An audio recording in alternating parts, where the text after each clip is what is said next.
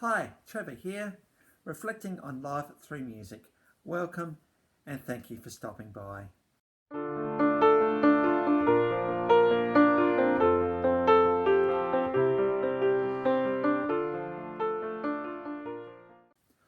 Well, I trust you enjoyed my last video commentary on the band Air Supply. And their quite desperate lyrics in All Out of Love. And we talked about last time how even though love often comes to an end, it's such a potent force that it potentially can find us again. So do not lose hope and do not give up on love. So we go from there to these three guys that formed in 1982 in Norway. And such an innovative clip when this song came out that it won a number of awards. And I'm talking about Paul, Manier and Morton, who formed the band Aha in 1982. And of course, when you think about the band Aha, you think about the song Take On Me. The song, which was actually released, even though released in 1984, came off their 1985 release Hunting High and Low. Now, there is just something quite catchy about this song. It certainly did grab the world's attention when it was released.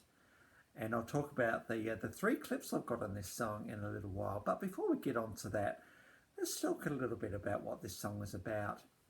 And I think one of those clips a bit later, there is an unplugged version, a slower version of this song that really brings this song alive.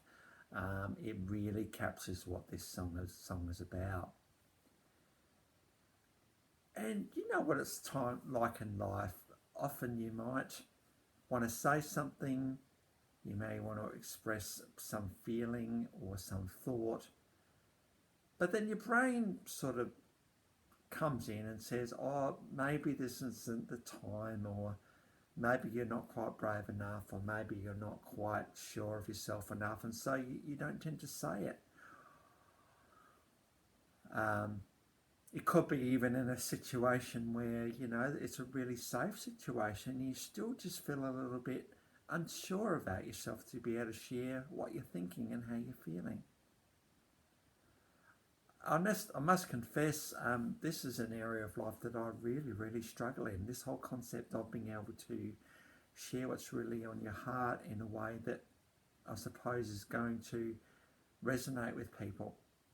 I'm more than happy to listen to other people talk, but sometimes when it comes to me wanting to say what I need to say or what I'd like to say, sometimes I'm just that little bit reluctant to do that. And I think maybe I don't think my words are good enough, or I don't think I'm worthy to say anything, or maybe I'm just a bit scared and a bit shy, or maybe past experiences where maybe I have tried, it hasn't gone so well, makes me just a little bit more reluctant to do it next time.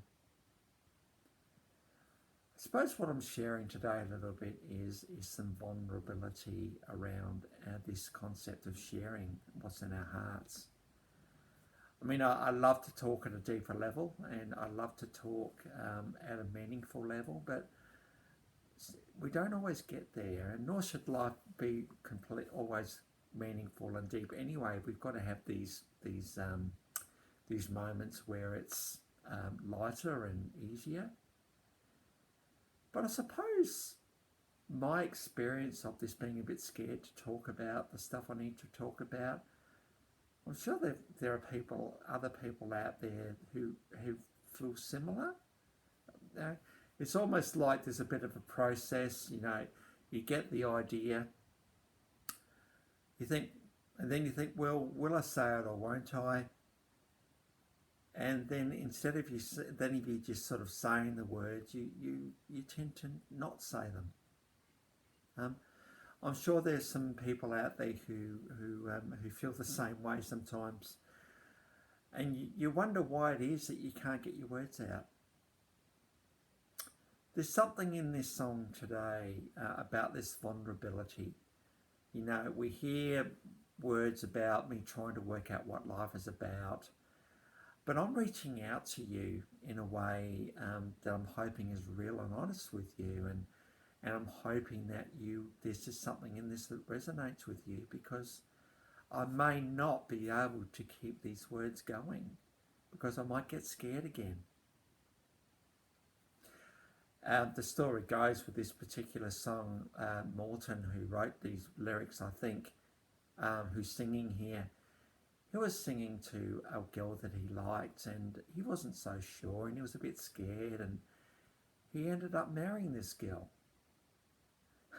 I remember in a movie, I think it was called We Bought a Zoo, and in that movie, I think the guy, Matt Damon, who was playing the guy who had been through I think his wife died, and he talked about in that movie this concept of 30 seconds of courage.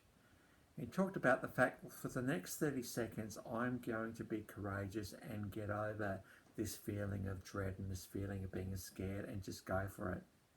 But it's only 30 seconds though, so there's a time limit there. And sure enough, in that movie, he actually did pluck up the 30 seconds of courage and spoke to this girl who became his wife.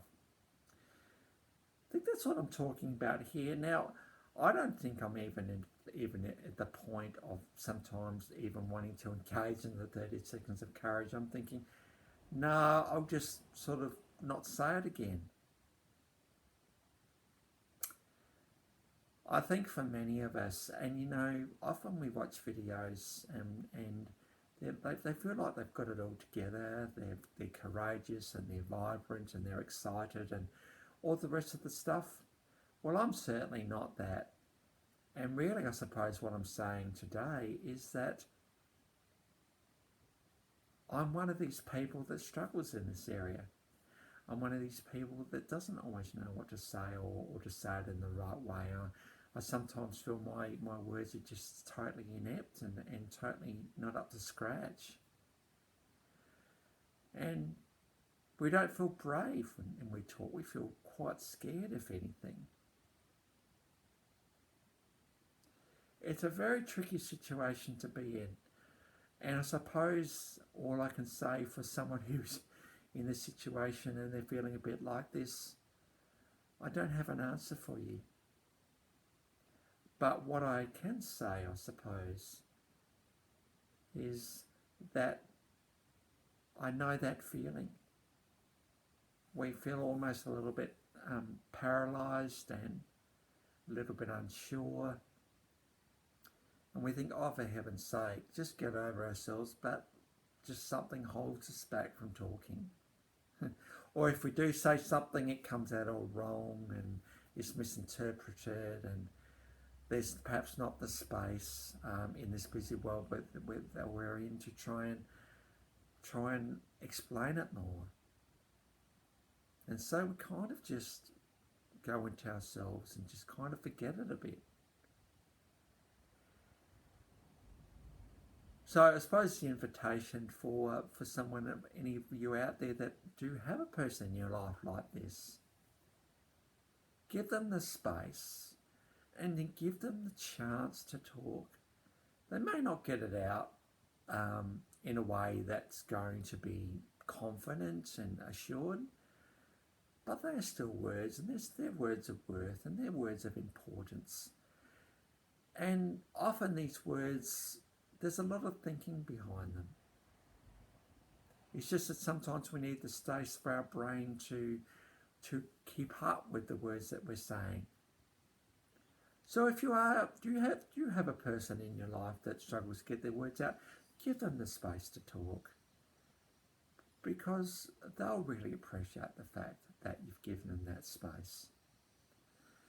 And if you are in a situation where you struggle to get your words out a little bit, well, one of the things that we can do, and I think, you know, if we struggle with this, we're often good listeners, and there are certainly many people out there that need a good listening ear and thoughtful words that can be imparted into that conversation. So as we watch these clips today, and I'll talk about the clips, we've got 3 versions of Take On Me today. We've got the official 1984 version. This particular clip won a lot of awards, and as you watch it, you'll just see why it's such an innovative clip where they're bringing real life into animation. Really, really clever, telling a story. And in this, it's interesting, in this clip, we've got people chasing the guy, and I suppose he must feel a little bit like, well, I just want to have a conversation with someone, but there's no time, there's no space, there's no room for that. We then got the 2016 BBC concert, and also that's also the quicker version of this song. And again, this is just the video, but it's done live, and so you'll get to see them doing this song as it was first recorded live. But yeah, the song I really, I suppose, want you to focus on today is the 2017 MTV Unplugged video. Here you'll see Morton delivering an absolutely stunning vocal performance. I'm sure Magnier and Paul are both there as well. And you start to see the vulnerability of the lyrics of this song. You just watch some of the people in the audience, they're really mesmerised by this performance. Some of them are crying, and some of them being touched in the very deepest of places by the absolute rawness of these lyrics, which you don't necessarily get in the quick version, but you definitely get them in this unplugged slow version. Memorable performance, and it's such a privilege to see them slowing this song down to give this song room and space to breathe. So enjoy all 3 of those clips, and the links to each of those songs are in the description below. Please also note there also an invitation that if you want me to look at a particular song, always before you suggest a song, check to see that I haven't done the song already, because it might already be there. But if you want me to look at a song, to give some reflection on it, the invitation is there for you to actually put a song forward in the comments. Because, you know, this is live reflections through music, but I also want to do live reflections requests as well, because I'd love to get some people throwing some suggestions my way. We'll certainly give it a go.